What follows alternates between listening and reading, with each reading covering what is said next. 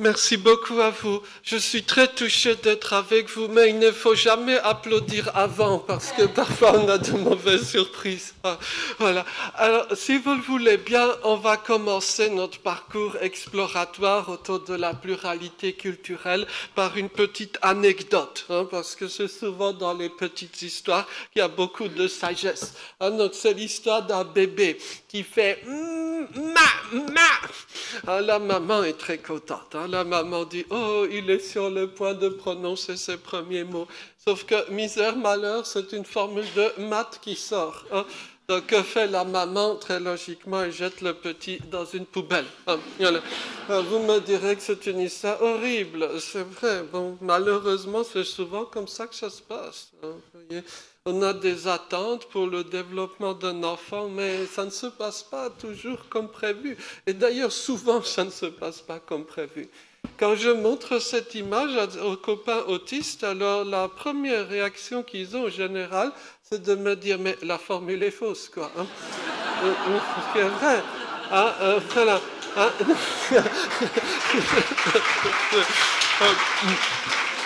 Mais, donc chacun peut comprendre cette histoire de diverses façons. Mais cette histoire peut nous servir de support pour penser le problème de base. Au fond, le souci du bébé, ou le souci de la maman, parce qu'on peut aussi le voir sous ces termes-là, le souci du bébé, est-ce qu'il s'explique par un problème dans sa tête, en d'autres termes, un problème psychologique, psychiatrique, une anomalie, ou je ne sais quel terme utiliser, mais qui relèverait de l'ordre, on va dire, de la santé mentale? Ou alors, est-ce que c'est lié à un environnement social ou sociétal? En d'autres termes, peut-être que le bébé qu'on vient de voir, peut-être qu'il vient d'une société de matheux, quoi.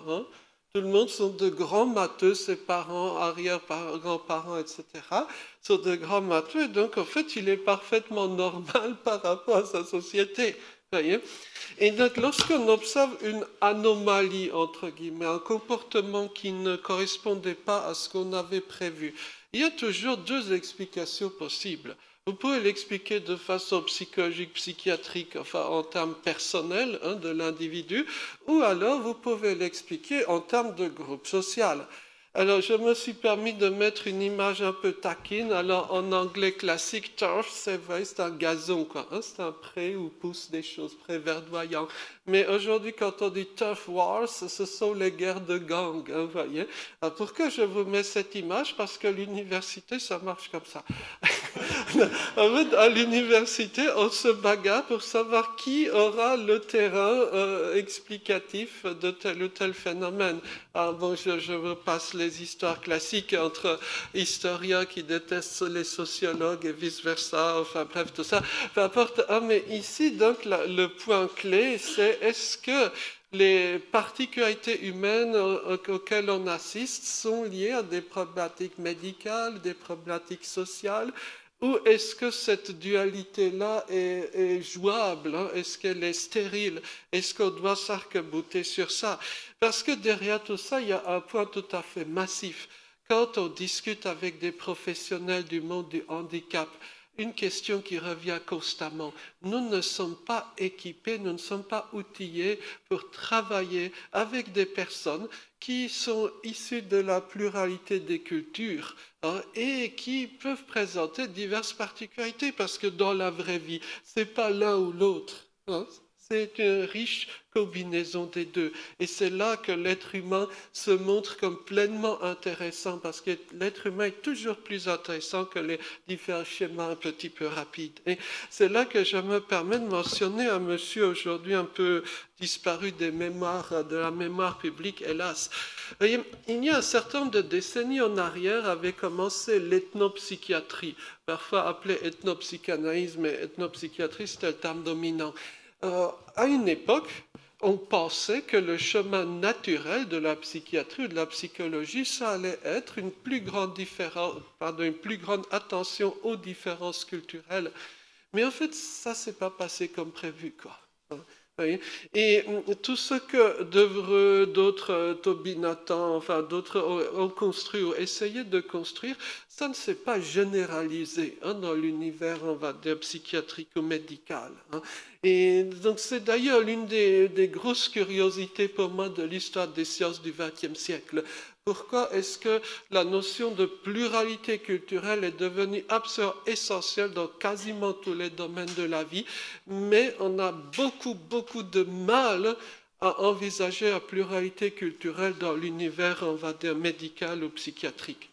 Alors, donc, Devreux, je ne suis pas forcément 100% fan de Devreux, mais sur un point, je le trouve relativement formidable, c'est par rapport à sa solution pour sortir de cette dualité stérile entre est-ce que c'est un problème psychiatrique ou est-ce que c'est un problème de sa société, quoi, voilà. Et donc c'est ce qu'il appelle de façon un petit peu pompeuse épistémologie de la complémentarité. Bon, peu importe le vocabulaire à la rigueur, vous voyez. Mais donc d'une certaine façon, l'objection la plus simple à laquelle je m'attends d'une certaine façon, c'est qu'on me dise mais enfin dans la pratique on sait bien ce qui est vraiment pathologique et ce qui ne l'est pas, quoi. En fait, c'est pas si sûr que ça, quoi. Il y a toujours une très grande ambivalence et je vais essayer d'argumenter par 3 points. Vous savez, il y a de nos jours un grand nombre de catégories médicales ou diagnostiques dont on ne sait pas s'il s'agit d'un handicap ou pas. Alors, il y a par exemple le cas le plus caricatural, je crois, c'est ceux qui s'appellent ou s'autodénomment, il y a plusieurs termes, haut QI, très haut QI, haut potentiel, enfin, pour moi, HP, ça veut dire hôpital psychiatrique, donc il y a quelque chose de rigolo dans ce terme-là. Voyez. Est-ce que vous les reconnaissez comme handicapés ou pas? Alors, c'est très concret.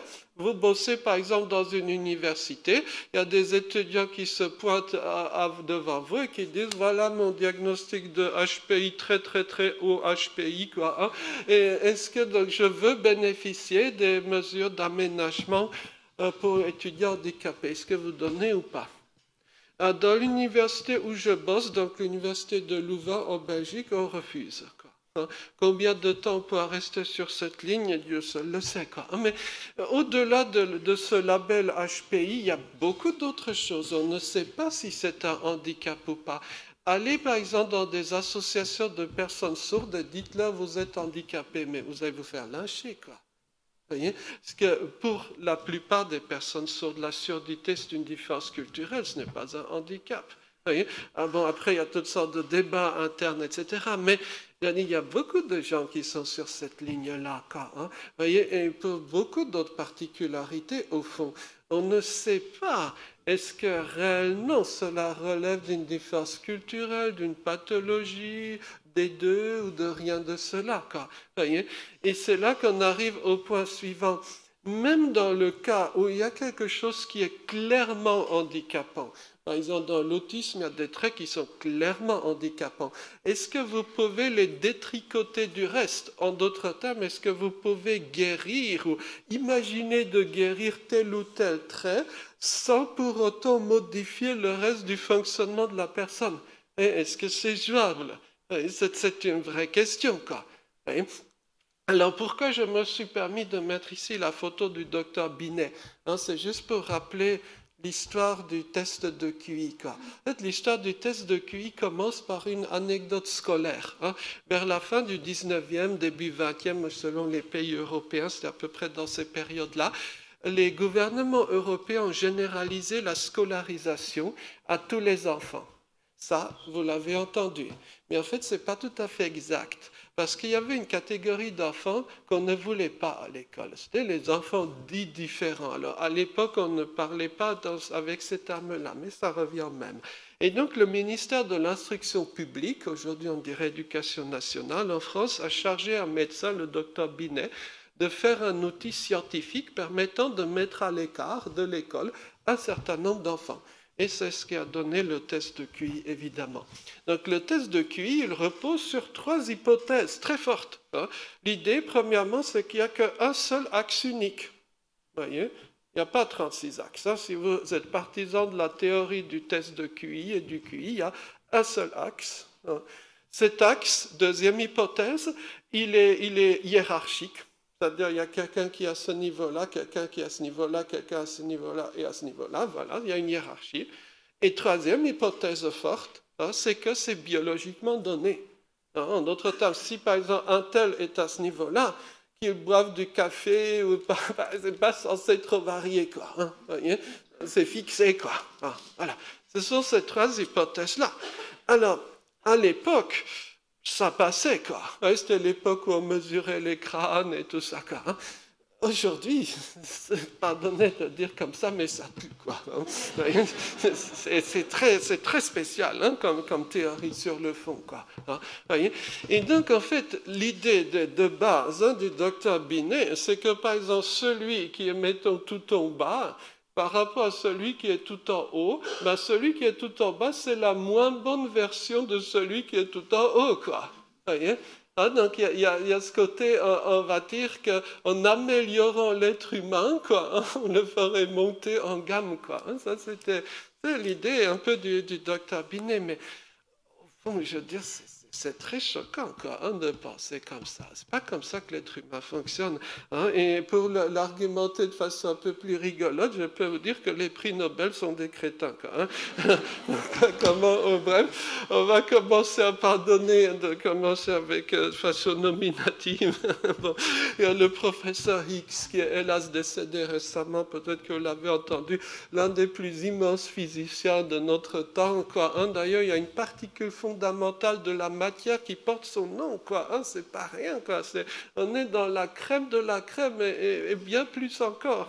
Donc le professeur Higgs a d'immenses qualités, mais il a un problème, il ne sait pas se servir d'un téléphone.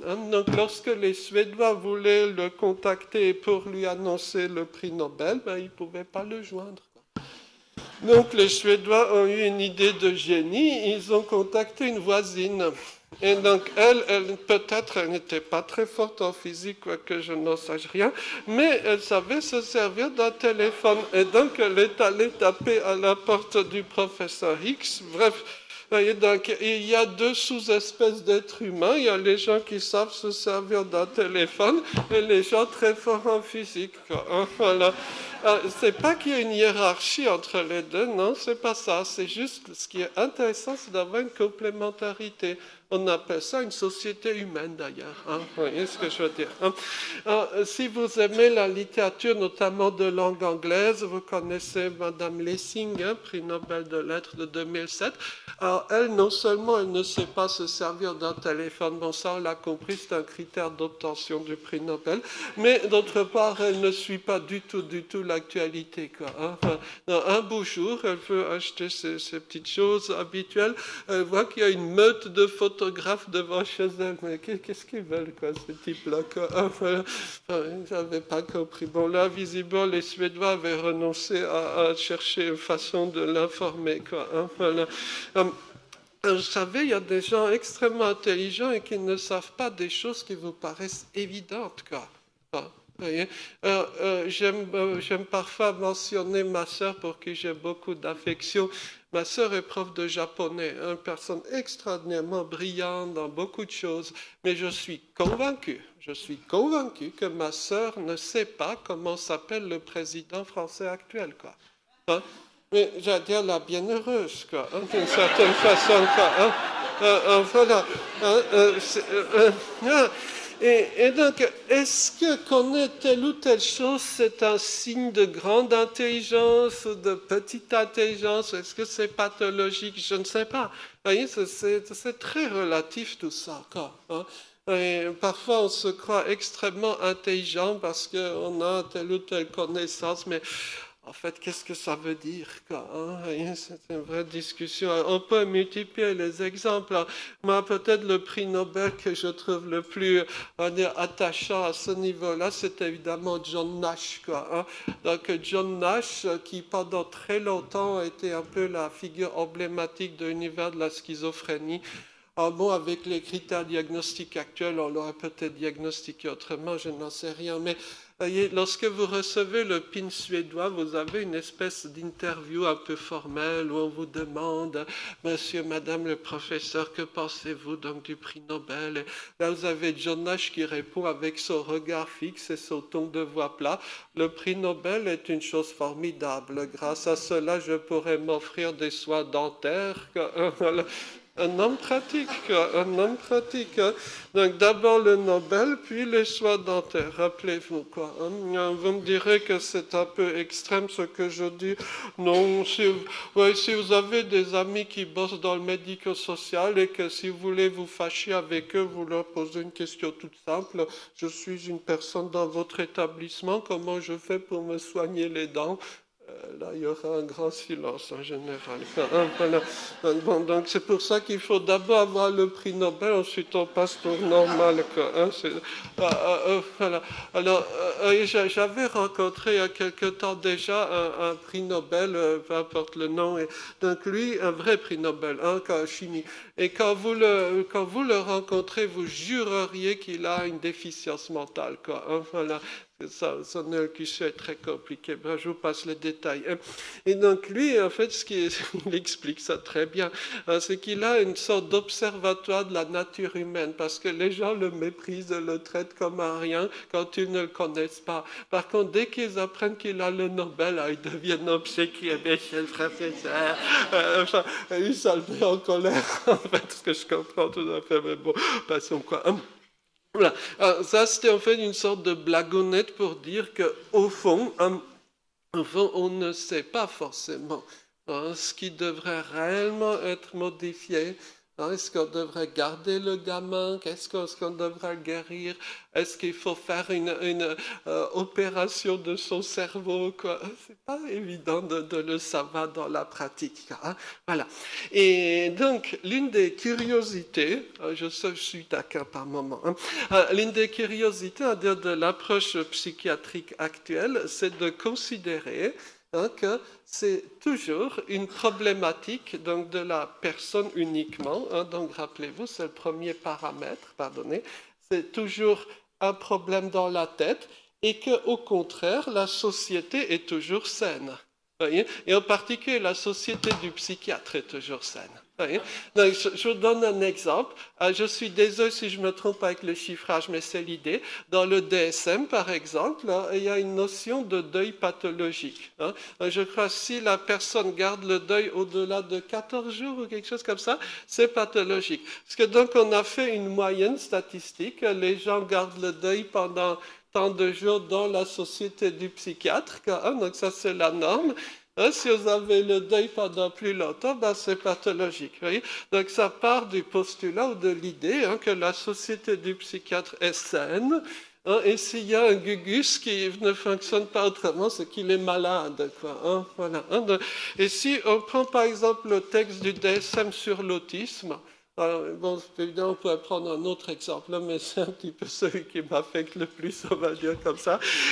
Donc, en fait, voyez, bon, c'est la fameuse définition que le DSM donne de l'autisme. Vous pouvez la retrouver aisément, 2 clics de souris, c'est pas un problème. Mais en fait, cette définition est à la fois juste, mais à la fois, on voit très bien à quel point elle est arbitraire. Parce que toutes ces définitions-là du DSM, en fait, elles partent d'une société qu'on va appeler blanche, urbaine, américaine, et on fait une sorte de norme statistique, et puis après on dit, ça s'écarte à la norme, ça s'écarte à la norme, c'est donc une pathologie, et donc ça rentre dans telle ou telle case. Vous voyez, c'est exactement comme ça que le DSM a été écrit.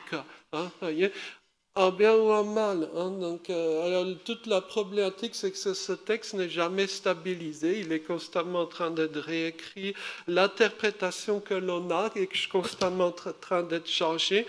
Par exemple, pour prendre juste un exemple tout bête, dans le diagnostic de l'autisme, il y a 15 ans ou même 10 ans, la notion de centre d'intérêt spécifique ou intérêt restreint était absolument primordiale. Vous ne pouviez pas avoir de diagnostic d'autisme sans avoir ce point-là, ce qui est en haut de l'écran. Aujourd'hui, ce n'est plus le cas. En 10 ans, 15 ans plus tard, vous voyez.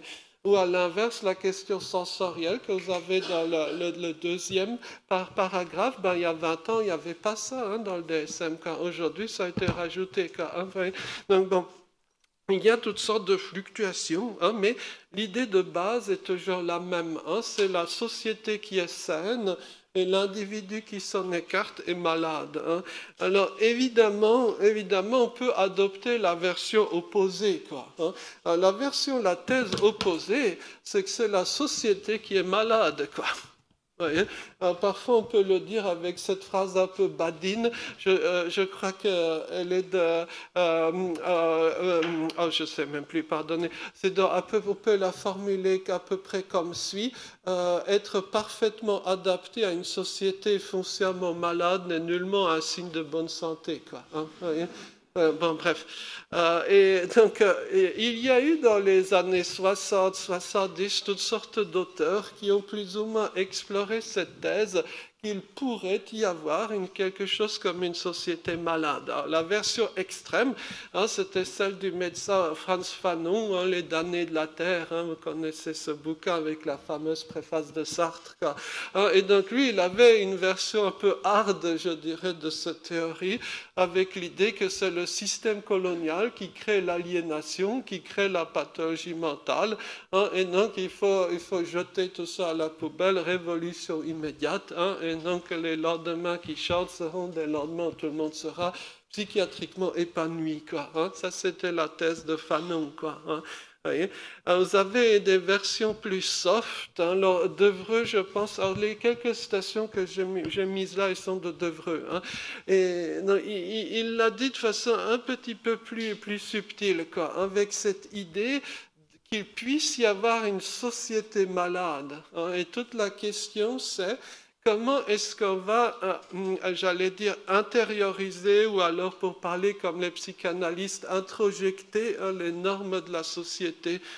Est-ce qu'il faut faire semblant de le faire, ou est-ce qu'il faut réellement le faire, mais tout en gardant une espèce de surmoi du surmoi, qui corrigerait malgré tout le système? Ce n'est pas du tout facile. Mais en tout cas, je pense que là où il y a quelque chose qui doit retenir notre attention, et pardon si je vais parler de façon extrêmement crue, l'un des impensés du handicap, que ce soit en France ou dans d'autres pays, c'est qu'il y a des liens très fascinants entre, on va dire, le domaine culturel et la question du handicap. Vous avez peut-être remarqué dans votre pratique qu'en apparence, des gens qui sont issus de contextes culturels variables ont statistiquement plus de personnes en situation de problématique de santé mentale ou psychiatrique. Est-ce que vous avez déjà eu cette sensation? En fait, je pense que je peux en parler très crûment. Mes parents étaient des migrants, des réfugiés politiques, comme on disait naguère. Aujourd'hui, on dit des migrants. Donc, je pense que je peux en parler de façon relativement crue, Et c'est valable dans tous les pays du monde. En Europe de l'Est, quels sont les enfants que vous trouvez dans les écoles dites spéciales? En France, on dit dans les IME, ce sont deux types d'enfants. Ce sont les enfants autistes et les enfants tziganes, Et souvent, on considère les enfants en question comme étant un peu des deux, voyez? C'est assez frappant, D'autre part, ce qui me frappe aussi quand on y réfléchit un petit peu, c'est à quel point il y a aussi des tabous par rapport aux solutions les moins bonnes. Pour le dire un peu plus crûment, plus vous prenez l'exemple d'un dispositif ou d'une solution dans le handicap qui est de qualité, qui se rapproche du monde dit ordinaire. Et si vous regardez les patronymes des enfants ou des adultes qui sont là, vous aurez souvent des patronymes, on va dire, classiquement français, c'est-à-dire pas comme le mien, Vous voyez ce que je veux dire? Par contre, si vous allez dans des lieux d'exclusion horribles, très difficiles, là, ça va changer, Voyez? Alors, ça fait partie des non-dits, hein, mais la tendance est frappante, quoi, hein. Alors, je crois qu'il y aurait, peut-être que tous ces livres-là, c'est des vieilleries, entre guillemets, hein, mais il y aurait quand même une réflexion à mener, hein, sur la question, on va dire, de ce qui est socialement considéré comme normal, anormal, de quelle est la situation des personnes, on va dire, qui ont un autre univers culturel et de comment construire, hein, une santé psychiatrique avec cette pluralité de normes. Voyez, j'ai un petit peu fait du teasing, mais maintenant je vais mettre les pieds dans le plat, si j'ose me permettre de le faire, et vous dire en quoi, à mon avis, notre société occidentale est profondément malade. Je vais vous donner quelques exemples concrets. Alors, ce sont des choix personnels de thématiques, hein, évidemment, chacun libre de d'accord ou pas. Je vais commencer par un exemple très simple. Alors, cette image, c'est une étude, hein, qui a été menée de mille et une façons. On a pris différentes générations de gens et on a demandé à chaque personne, quand vous étiez enfant, quelle était votre marge de manœuvre? Que pouviez-vous faire seul? Où est-ce que vous pouviez aller tout seul? Donc vous avez d'abord l'arrière-grand-père. L'arrière-grand-père pouvait aller partout quand il était gosse, quoi, hein. Puis vous avez le grand-père. Ça se restera déjà, hein. Puis vous avez la maman. Elle pouvait aller au bout de la rue. Et puis vous avez Fiston, lui, il ne sort pas de sa chambre. Il y a eu des études passionnantes sur ce sujet. En fait, dans nos sociétés occidentales, la marge de manœuvre d'un enfant se réduit. Et aujourd'hui, la marge de manœuvre d'un enfant, c'est de 0. Il y a 80 ans, il était tout à fait normal pour un enfant lyonnais de prendre le train, aller pas à Saint-Étienne, ça c'est dangereux, mais de prendre le train sur par exemple 20 ou 30 km, il n'y avait aucun problème, quoi, hein? Aucun problème, c'était normal. Voyez? Alors, comment est-ce qu'on peut considérer qu'un enfant puisse s'épanouir dans ce cas de figure-là? Il y a un exemple que le docteur Revolk, vous le connaissez sans doute, aime apprendre, c'est celui de Tom Sawyer. Voyez? Tom Sawyer, c'est vraiment l'histoire, la meilleure histoire de l'enfant hyperactif. Si vous cherchez une version littéraire d'enfant hyperactif, c'est Tom Sawyer, quoi, hein? Oui, c'est ça, quoi, hein? Tom Sawyer fait 50 000 bêtises à la minute, quoi, hein? Mais Tom Sawyer, il a un avantage massif, c'est qu'il est libre de ses mouvements. Voyez? Donc, il va sur des kilomètres, il traverse des rivières, il revient, il rajoute encore 50 bêtises, mais comme il se développe, il finit par trouver son mode de vie. Aujourd'hui, Tom Sawyer aurait été bourré de médocs, enfermé dans une petite cage, et ça donne vraiment à réfléchir. Et moi, quand je vois ça, je me dis, mais purée, notre Devereux, il avait raison avec sa société malade, quoi. Voyez? Là, on a, je crois, un exemple, hein, de grosse problématique sociale où, en fait, c'est quelque chose d'un élément objectif de la société qui met KO une partie de la population. Alors, vous aurez toujours des gens, des enfants pas très hyperactifs, pour qui, après tout, être dans la chambre, c'est pas trop grave.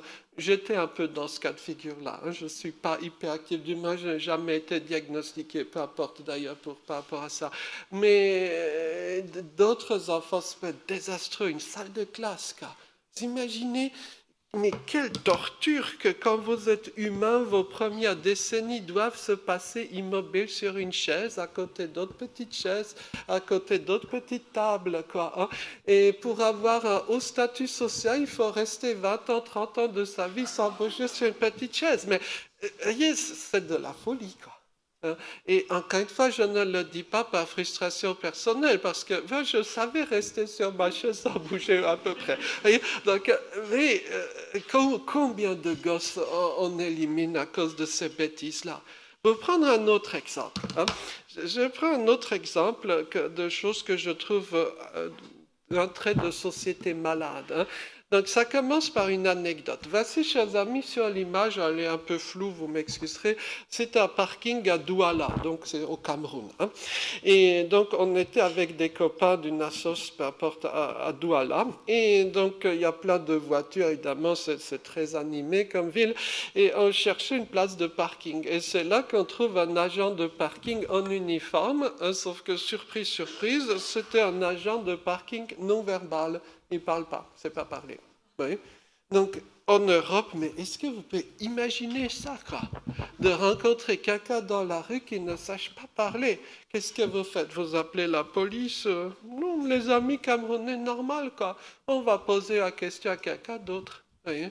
Et donc, moi, je suis provocateur jusqu'au bout, mais je trouve qu'une personne, qu'elle soit verbale ou non verbale, ou handicapée ceci ou pas handicapée cela, elle doit avoir sa place, y compris sur le plan professionnel.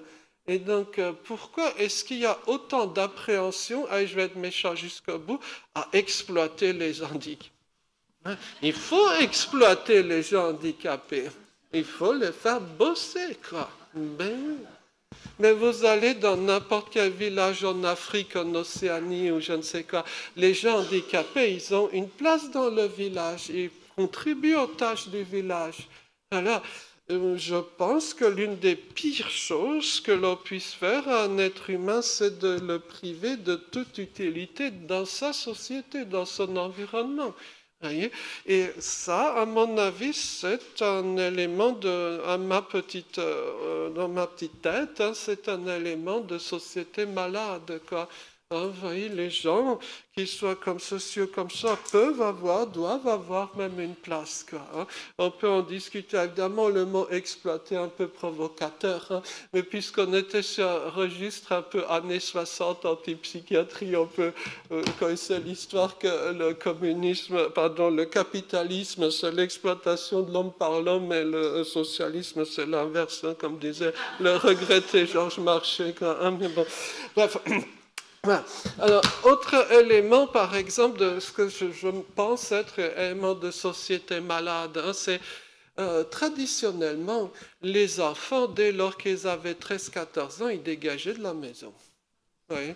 En mai 68, en Allemagne, on disait la chose la plus importante, c'est de dégager du domicile familial. Alors, en français, la phrase n'est pas très chouette, mais en allemand, ça sonne bien, quoi. Hein, vous voyez ce que je veux dire, mais bon, peu importe. Aujourd'hui, non, que nenni, vous devez rester. Voilà. Et plus les années passent, plus l'âge de départ augmente, quoi. Hein. Et dans un certain nombre de cas, quand vous allez voir tel ou tel adulte handicapé qu'on appelle enfant, parce que, vous voyez, on est tellement habitué à parler d'enfant, quoi. Hein. Donc, il y en a qui, dans certains pays, vous avez 50 ans et vous allez toujours chez votre pédiatre. Hein, je connais. Bref. Et donc, c'est toujours un enfant, quoi. Hein. Donc, quand vous allez à la maison et quand vous observez ce qui se passe à la maison, mais vous vous dites, mais en fait, c'est un animal domestique, quoi. Ben oui. Et là, donc, vous commencez à parler d'autonomie, et là, vous sentez tout de suite qu'il y a quelque chose qui coince, quoi. Hein. Et lorsque vous essayez de creuser pour savoir ce qui coince réellement, vous obtiendrez en fin de compte un aveu entre deux accès de larmes. Oui, mais s'il devient autonome, je serai seul, quoi. Vous voyez? Et ça, c'est très triste. Ouais. Et donc, comment est-ce qu'on peut considérer que la personne a ou puisse avoir une vie, on va dire, correcte, se développe correctement, si cette question de l'autonomie est totalement zappée, quoi? Hein, c'est une vraie question, quoi. Hein. Alors, évidemment, on ne parle pas du cas général ici, mais je crois que la non-autonomie est bien plus souvent qu'on ne le croit induite, quoi. Hein, pour diverses raisons. Ça, c'est un autre débat. Je peux le dire de façon provocatrice, alors je vais être taquin jusqu'au bout. Il y avait parmi les adultes autistes en France qui ont milité à une époque, mais qui ont ensuite totalement disparu. Il y avait un dénommé Bernot. Bernota, qui était un type extraordinairement brillant, mais socialement insupportable, comme vous voyez un peu le profil. Et une fois, Bernaud m'avait dit la phrase suivante, c'est que comment il veut dire, la souffrance de l'autiste est une nécessité vitale pour le psy, quoi. Hein, voyez, on peut le dire. On pourrait continuer, on pourrait continuer cette espèce de blague en disant, par exemple, que voyez, le garagiste espère que votre voiture soit en panne, quoi. Hein. Le dentiste espère que vous aurez de gros problèmes avec les dents. Le seul qui veut votre prospérité, c'est le cambrioleur, pardi, quoi. Non, je plaisante, ça c'est une mauvaise blague. Autre peut-être chose, hein, ici il y a le fameux diagramme de la prévalence de l'autisme. Mais en fait, on peut prendre la même chose pour d'autres particularités. Vous voyez, si vous prenez les TDA, etc., vous aurez à peu près le même genre de diagramme. Hein. Donc, dans les années 70, par exemple, phénomène ultra rare, 1 sur 5000 à peu près, voire même moins que ça encore. Et puis vous avez une sorte de généralisation, quoi, hein. Alors il y a eu beaucoup de gloses pour savoir à quoi c'était dû, etc. Hein, mais ce qui est important, à mon avis, c'est pas tellement de voir les causes, ça c'est à la rigueur une autre discussion, mais de voir les conséquences. C'est qu'on ne parle pas du tout, on va dire, du même groupe de gens entre aujourd'hui et il y a 50 ans. Et cela induit des phénomènes parallèles, parasites assez nombreux. Par exemple, quand on vous dit on a créé tant et tant de solutions, tant et tant de places, ce qui n'existait pas avant, c'est vrai, mais on ne parle pas du tout des mêmes groupes humains, quoi. Voyez? Et donc, on peut se vanter, par exemple dans les politiques publiques, on peut se vanter et dire mais on a tant fait pour les gens handicapés. Oui, mais je veux dire, le périmètre, la géométrie d'action n'est plus du tout la même, quoi. Vous voyez, je peux vous donner un exemple. Miss France a mal au dos. Elle est donc handicapée, on est d'accord. Vous êtes patron d'entreprise. Est-ce que vous allez employer Miss France qui a mal au dos? Mais évidemment que vous allez le faire. Donc vous êtes une entreprise inclusive parce que vous acceptez les gens handicapés. On est d'accord. Mais l'autiste version 1975, qui va l'employer? Ah, mais nous avons déjà employé Miss France. Vous voyez? Donc, est-ce que les catégories ont un sens, hein? Et tout ça engendre ce qu'on pourrait appeler l'effet d'éviction. C'est que, en fait, les gens pour lesquels initialement tout a été fait, donc par exemple des gens définition années 70, tendent à être exclus des dispositifs qui ont été créés pour eux. Parce que, évidemment, si par exemple vous êtes patron d'un établissement dans le handicap, si vous devez prendre une nouvelle personne, vous prendrez Miss France qui a mal au dos, on est d'accord. Voyez? Et pas le camarade de définition 1975. Vous voyez ce que je veux dire, hein? Donc, ici, on a ce fonctionnement-là a une conséquence majeure par rapport au fonctionnement de la recherche scientifique. La recherche scientifique, aujourd'hui, on ne s'en rend peut-être pas compte quand on est plongé dedans, mais il y a eu un changement méthodologique drastique dans les études, les recherches en psychologie ces dernières décennies. Il y a 50 ans et plus, on fonctionnait à partir d'études de cas. C'était le fameux séminaire de Jacques Lacan où il faisait venir, entre guillemets, un fou.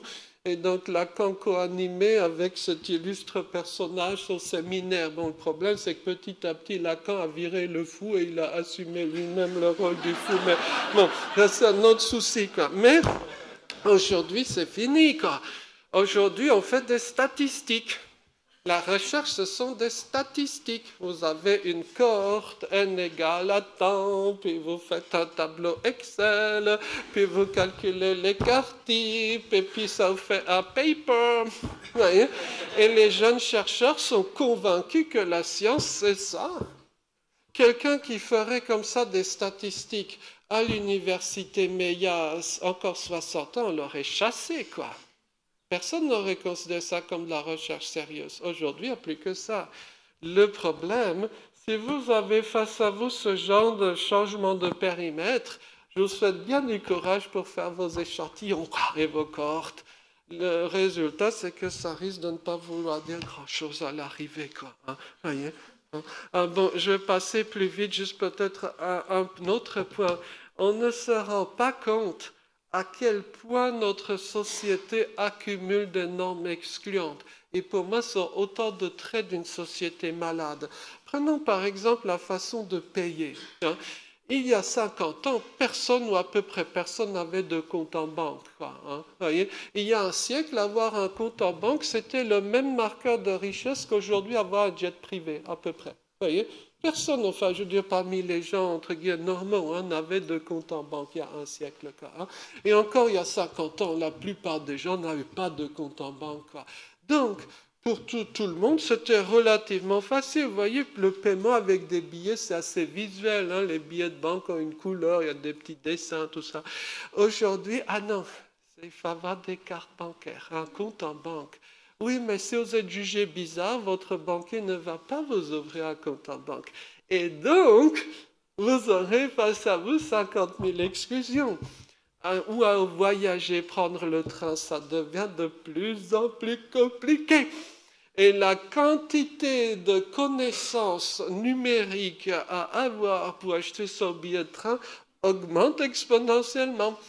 Et avec cela, augmente la part de gens qui sont exclus du dispositif. Quoi. Est-ce que vous savez comment on prenait le train il y a des décennies en arrière? Ben, on montait dans le train, à un moment donné, il y avait un type qui passait qui demandait « Tu vas où ?» Moi, je vais là-bas, ça te fait 1,40 franc. Ben oui, c'est comme ça que ça se passait. Oui. Ben, aujourd'hui, il y a une bonne partie de la population qui se retrouve mais totalement liquidée. Hein. Et le problème, c'est que personne ne semble s'en rendre compte. Mais imaginez que vous soyez dans la peau d'une telle personne. Mais qu'est-ce que vous allez faire? Est-ce que vous allez mettre le feu à la baraque? Et ce sont de vraies questions hein, qui se posent. Et donc là, à mon avis, on se retrouve dans le cadre d'une société malade. Le temps file. Je vais peut-être juste rajouter encore peut-être un point ou deux. Alors, pour voir un peu le point suivant, je vais vous le raconter avec une anecdote Disney. Est-ce que vous connaissez les deux chiens les plus célèbres chez Disney? Hein? Donc, il y a Dingo et il y a Pluto. Vous les avez reconnus. Quoi, hein? Alors, l'anecdote commence bien, mais vous allez voir, ça va se casser la figure assez vite. Quoi, hein, voyez. Donc, l'histoire de Dingo. Ben, ici, vous avez, chers amis, sans doute la toute première apparition de Dingo. Hein? Donc, c'était une sorte de comédie musicale, que sais-je, il y a toutes sortes de gens qui assistent, et il y a un vieux chien qui arrive, il a de très mauvaises manières, ce chien, quoi, hein? Il est bruyant, il perturbe tout le monde, et ce vieux chien, il a un rire très particulier, quoi, hein? C'est un rire qui incarne le handicap mental, hein? Et quand vous avez entendu ne fût-ce qu'une seule fois ce rire du vieux chien, je vous assure que ça va rester gravé dans votre tête. Et c'est d'ailleurs à cause de ce rire-là que le studio Disney a décidé de garder le personnage. Parce que tous les autres personnages ont été éliminés hein, petit à petit. Il n'y a que Dingo qui est resté. Et Dingo a été relooké, il a des vêtements, voilà, il est un chien anthropomorphe, comme on dit. Hein. Il marche sur deux pattes, il a des vêtements, il a du boulot, il parle, mais il incarne le handicap mental. À côté de ça, vous avez l'autre chien le plus connu, c'est Pluto. Pluto, lui, c'est pas un chien anthropomorphe, hein, c'est un chien qui avance sur quatre pattes, il aboie, il ne parle pas, il n'a pas de vêtements, il n'a pas de travail. Et donc l'un des chiens sait faire 1000 fois plus de choses que l'autre, on est d'accord? Sauf que c'est justement lui qui est considéré comme l'incarnation du handicap mental. Vous voyez? Qu'est-ce que je veux dire par là? Si vous êtes l'un des chiens de Disney, n'essayez surtout pas d'acquérir les compétences des humains. Parce que si vous apprenez les compétences des humains, vous passerez pour déficient intellectuel. Ouais, c'est comme ça. Alors, évidemment, on se dit comme ça, c'est un peu brutal, ironique et tout ça, je suis d'accord. Évidemment qu'il faut acquérir des compétences, mais il ne faut pas croire que c'est uniquement par l'acquisition des compétences que vous allez être accepté. Ce n'est pas vrai. Vous voyez? Et ça, c'est l'une des curiosités de la société occidentale. C'est qu'on croit, si telle ou telle personne handicapée, par exemple, fait des études ou apprend à s'agir les normaux, qu'elle soit acceptée. En fait, non, hein, c'est pas vrai. Parfois même, c'est tout l'inverse. Hein, c'est assez curieux, mais il y a des choses étonnantes dans notre société. Hein.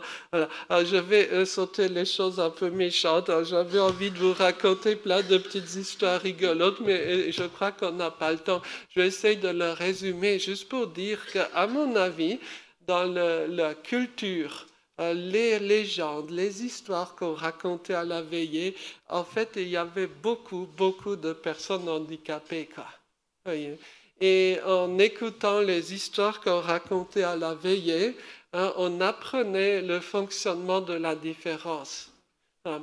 Et d'une certaine façon, la société de naguère, avec toutes ces histoires, ces récits populaires qui apprenaient la différence, c'était une société qui, entre guillemets, était moins malade, à mon avis, que certaines autres. Parce que comment est-ce qu'aujourd'hui on va transmettre cette connaissance-là qu'on pouvait retrouver dans un certain nombre d'histoires? Je pense par exemple chez Heidi. Est-ce que vous avez remarqué que dans l'histoire de Heidi, tout le monde était handicapé? Tous les personnages sont handicapés chez Heidi. Voyez, le grand-père, lui, il est autiste. Il habite à l'écart du village, on ne sait pas pourquoi. Hein, voilà. Heidi, elle a la maladie qui, à l'époque, hein, donc 19e, était la plus terrifiante. Elle est somnambule. Vous voyez, c'était l'époque où on croyait aux revenants, etc. À l'époque, dire somnambule, c'était comme aujourd'hui dire schizophrène. Quoi. Vous voyez, c'est un peu ça. Quoi, hein. Puis vous avez le petit Peter. Aujourd'hui, on aurait dit qu'il a des troubles de l'apprentissage, qu'il était DAH, etc. Hein. En tout cas, ça ne va pas à l'école, hein, ça c'est sûr. Quoi. Et puis il y a Clara, ça c'est le cas le plus évident, elle est en fauteuil roulant. Quoi, hein, voilà. Et dans toute l'histoire de Heidi, c'est que le handicap de l'un devient l'atout de l'autre. Comme personne ne veut accueillir la petite Heidi, ben on la refourgue au grand-père. C'est le seul qui ne va pas gueuler. Quoi. Oui. Et donc le grand-père va devoir socialiser. Hein? Alors, enfin, je vous passe les détails, mais c'est exactement comme ça que je chemine l'histoire de Heidi. Sauf que donc, dans cette version populaire ancienne, Heidi est une fabuleuse leçon sur le handicap. Sauf qu'on a transformé l'histoire de Heidi en un truc publicitaire. On voit juste une petite fille avec des chèvres dans la montagne. Intérêt culturel zéro, quoi. De même, pour par exemple le Dr. Dolittle. Dans la version initiale, le Dr. Dolittle, c'est clairement un autiste, quoi. Vous voyez, il vit seul, quoi. Hein. Il a à la maison un amoncellement invraisemblable de bestioles, quoi. Hein. Et les gens le fuient, quoi. Bien qu'il soit médecin, il finit ruiné, quoi. Parce que une fois, il y a une patiente qui est venue chez lui. C'était l'époque où les médecins parfois recevaient les patients chez eux. Hein. Et donc, il avait tellement d'animaux à la maison que la patiente s'est assise sur un hérisson, quoi. Hein. Et donc, elle s'est enfuie en courant et le docteur Dolittle a perdu tous ses patients, quoi. Hein. Et donc, sauf que l'histoire a été, on va dire, vulgarisée. Et aujourd'hui, dans les films avec le docteur Dolittle, évidemment, on lui a donné une famille, une descendance, et donc on l'a désautistiser totalement, quoi. Et on a juste gardé le fait que c'est quelqu'un qui aime les animaux. Et puis, vous voyez, il a une fille, quoi, hein, qui aime aussi les animaux, quoi. Hein, voilà. Mais on a totalement zappé l'intérêt de l'histoire. Hein. Et je pourrais vous passer... en fait, l'histoire de Cendrillon, c'est exactement ça. C'est stupéfiant, mais je n'ai pas le temps, je suis désolé. Si vous voulez... Après... Le problème, c'est que vous pouvez quasiment prendre n'importe quelle histoire populaire et faire exactement le même petit travail, quoi. Et, très vite, hein. Cendrillon, en fait, il y a deux versions de l'histoire. deux, qui sont très différentes. Vous avez la version des frères Grimm. Les frères Grimm, c'était des types qui allaient dans les campagnes pour récolter les histoires populaires. Comme on dit en linguistique, ils faisaient du collectage d'histoires. Et après, vous avez la version de Charles Perrault. Perrault était un homme de cour. Et Disney a essentiellement pris la version de Perrault. Dans la version de Perrault, c'est super bling-bling, c'est glamour. Donc il y a des citrouilles magiques. Cendrillon, elle adore être à la cour. Voyez, c'est non autiste au possible, cette Cendrillon-là. Voyez, elle veut être bien habillée, elle veut briller en société. Et les regards, c'est très important. Dans le récit de Perrault, tout est une histoire de regard social. C'est stupéfiant. Ça, c'est la version non autiste de Perrault. Mais j'allais dire, l'histoire des frères Grimm, elle est très différente. Dans la version des frères Grimm, en fait, elle n'a absolument aucun intérêt pour la vie de cour. C'est une fille qui vit seule dans un coin de la maison, elle trie les lentilles. C'est sa seule activité. Et ça lui plaît. Vous voyez, ses sœurs ne sont pas vilaines. C'est pas qu'elle l'enfermerait. C'est que la petite Cendrillon, d'où son nom, elle reste dans la cendre, elle ne bouge pas, elle compte, elle trie les lentilles. Dans le texte des frères Grimm, il y a un verbe très archaïque, il y a le verbe lesen, le verbe lire, elle lit les lentilles, au sens de lire. Vous voyez, c'est tout à fait étonnant. Et donc, et par contre, elle a un lien avec les oiseaux. Tiens, Dr. Dolittle, c'est exactement ça. Alors, elle ne parle quasiment pas, et les rares fois qu'elle prend la parole, elle s'exprime de façon très très bizarre. C'est des phrases extra-archaïques avec presque, je dirais, parler de sorcière, entre guillemets. C'est un peu ça. Voilà. Et donc, ce qui se passe, c'est que chez les Grimm, elle suit parfaitement les horaires. C'est pas comme chez Perrault, où elle est hyper distraite. Voilà. Et donc, le plus drôle à la fin de l'histoire, dans la version des frères Grimm, c'est qu'elle est enlevée par le prince, mais on ne sait pas du tout si elle est d'accord. Voyez. Et l'autre chose très curieuse, c'est que en fait, le prince, dans la version de Grimm, ne s'intéresse pas à elle parce qu'elle serait belle. On n'en sait rien, mais il semble s'intéresser à elle parce qu'elle est autiste. C'est assez étonnant. Bon, bref, en tout cas, si vous connaissez la version des frères Grimm de Cendrillon, vous avez un parfait profil d'autisme, voyez, que vous n'avez pas du tout dans la version Disney. Et pas dans la version de Charles Perrault. Enfin, je vais les faire un peu rapidement, vous excuserez. Mais ce que je veux dire par là, c'est qu'une société fonctionnelle, c'est une société qui se donne les outils pour comprendre la différence. Lorsque ces outils culturels ne sont pas là, on sera en grosse difficulté. En 5 minutes, j'ai vu la petite fable de fin que j'aime bien raconter, pardon si vous l'avez déjà entendu. On aura 3 bestioles qui vont apparaître et un fantôme. Voilà. Notre premier invité, c'est un énorme lézard, donc c'est le dragon de Komodo. Moi, on m'avait appris à l'école, je ne suis pas forcément allé tout le temps à l'école, mais on m'a appris à l'école que les dinos étaient morts il y a fort longtemps déjà. Comment ça se fait que lui soit encore en vie? C'est quasiment un dinosaure, ça. Oui? Comment ça se fait? Normalement, si vous êtes un animal de grande taille à sang-froid, vous avez un inconvénient biologique catastrophique par rapport à un animal similaire à sang chaud. Vous devrez être éliminé rapidement. Lui, il n'est pas éliminé. Pourquoi? Parce qu'il a trouvé un biotope parfaitement adapté à lui. Il habite sur l'île de Komodo, justement. Voyez, qui offre un environnement tout à fait en phase avec qui il est. La leçon du dragon, c'est que le handicap découle de l'environnement, voyez, et pas directement de telle ou telle particularité médicale.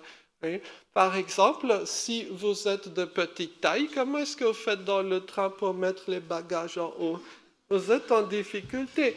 Quand vous êtes de grande taille, comment est-ce que vous faites avec les longues jambes?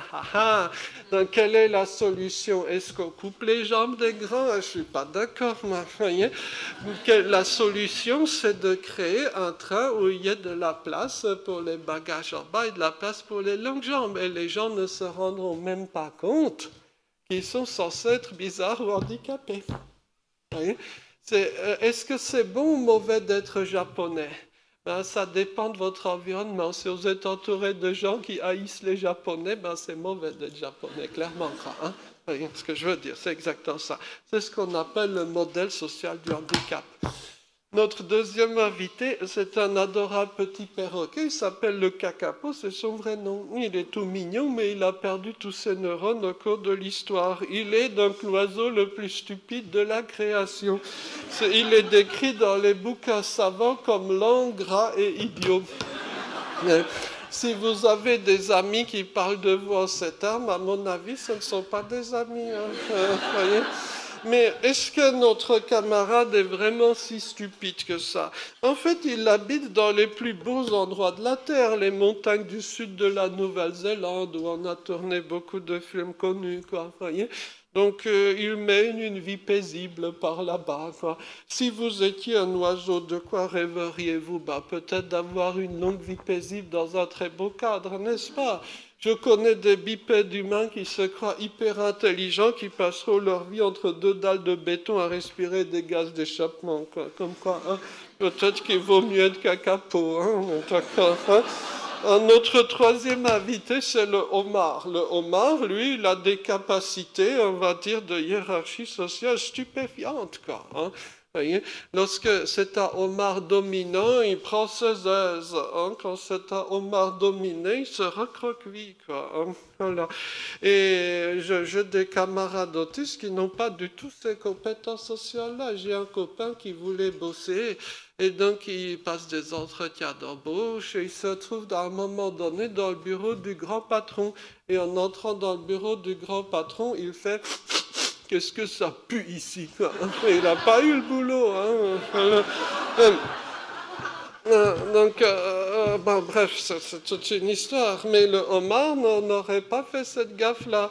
Par contre, le homard, qu'est-ce qui lui arrive à la fin de l'histoire? Ben, il se fait bouffer, quoi. Donc, je pense, là encore, il vaut mieux de kakapo. Vous voyez? En Union soviétique, il y avait un dicton génial, moins tu sais de choses, plus tu vis longtemps, quoi. Hein, c'est à méditer, hein, c'est parfois ça, hein, mais bon, bref. Et notre dernier invité est un fantôme, un tout gentil fantôme, rassurons-nous. C'est sans doute le personnage le plus fascinant de la culture populaire, hein, c'est Casper. Et Casper, lui, veut se faire des copains, quoi. Hein. Casper essaye, mais il n'y arrive pas. Pourquoi? Parce que c'est un fantôme, et tout le monde a peur des fantômes, quoi. Hein. Et il me fait tellement penser à tous ces enfants jugés bizarres à l'école, ils sont seuls. On croit que c'est parce que leur pathologie XYZ les empêche d'avoir des amis, mais en fait ce sont les autres qui ne veulent pas être amis avec eux, quoi. Hein, c'est souvent comme ça. Et donc, sauf que Casper, un jour, va comprendre un secret fabuleux, et c'est là qu'il va se faire des amis. C'est que pour se faire des potes, il faut aider les autres. Vous voyez? Donc, l'histoire, c'est qu'il y a un gros méchant ours avec de grosses griffes, la bave qui coule et tout. Il veut bouffer un boy scout, quoi. Hein? Donc, le petit scout se met à courir très vite, mais l'ours est beaucoup plus rapide et puissant, et l'ours est sur le point d'attraper donc le petit scout, quoi. Hein? À ce moment-là, Casper apparaît, il fait peur à l'ours s'enfuit, le petit scout est sauvé, et il comprend que Casper est un copain, quoi. Vous voyez? Donc, si vous êtes en situation de handicap, c'est ce que j'essaie de dire à mes étudiants, par exemple. Votre mission ici-bas, c'est d'aider les autres. C'est vrai. Vous voyez? Je ne vais pas entrer dans les détails, mais maintenant, ça fait quelque chose comme 20 ans que j'ai la chance de me balader par Mont et par Vaux. Je rencontre des gens formidables, avec des profils tout à fait étonnants. Et il m'est aussi arrivé de rencontrer un certain nombre de grands de ce monde, entre guillemets. J'ai rencontré des prix Nobel, des milliardaires, toutes sortes de chefs d'État. J'ai même rencontré Gorbatchev. Alors, c'était au chiotte, mais rencontré quand même. Hein, c'est vrai en plus. Hein, c'est vrai, hein, c'est pas une mauvaise blague. Hein. Et ce qui m'a frappé, hein, parfois, quand on rencontre ce genre de personnages, c'est de voir leur détresse profonde, quoi. Je connais des gens qui ont des handicaps extrêmement marqués, qui sont bien plus équilibrés et bien plus heureux, on peut le dire comme ça. Hein, voyez. Et donc, le vrai handicap, en fait, on ne sait pas toujours où il est, quoi. Et on ne sait pas toujours qui devrait aider qui, quoi. Hein, c'est tout à fait étonnant et c'est dit de façon tout à fait sérieuse. Hein, c'est pas une espèce de blague. Hein. Je suis stupéfait, par exemple, de voir la motivation, l'approche positive, l'envie de faire d'un certain nombre de mes étudiants qui ont parfois les handicaps les plus lourds, quoi, et qui ne se plaignent jamais. Vous voyez, c'est tout à fait étonnant. Alors, la toute dernière phrase, alors, je ne suis pas suisse, mais j'aime beaucoup cette petite phrase. Elle est dans la Constitution suisse. Hein, la force de la communauté se mesure au bien-être du plus faible de ses membres. Hein, c'est très joli. Hein, qu'est-ce que ça veut dire? Ça ne veut pas dire qu'on va lancer une pièce au clochard et que ça sera réglé. C'est pas ça l'idée. Hein, l'idée, c'est que la société, pour exister en tant que société, pour être humaine, hein, elle a nécessairement besoin de la présence des gens qu'elle avait cherché à exclure ou dont elle ne voulait pas. Hein, quand on va dans un village en Afrique, un village pygmée, que je ne sais où au Cameroun, on voit que sans la présence de telle ou telle personne, trisomique ou autre, le village ne fonctionnerait pas, quoi. Hein. Et ça, c'est une sacrée leçon. Merci beaucoup.